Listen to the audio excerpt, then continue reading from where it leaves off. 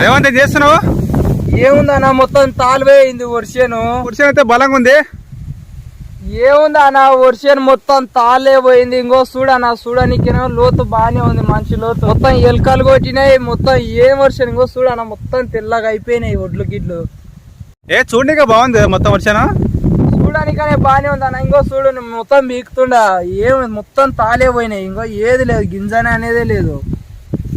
మొత్తం తెల్లగా అయిపోయినాయి. చూడనికే బానే ఉంది అన్న. అంచుల పొడిది మొత్తం మధ్యలో ఎలకలు కొట్టినాయి. చూపిస్తుందా నీకు?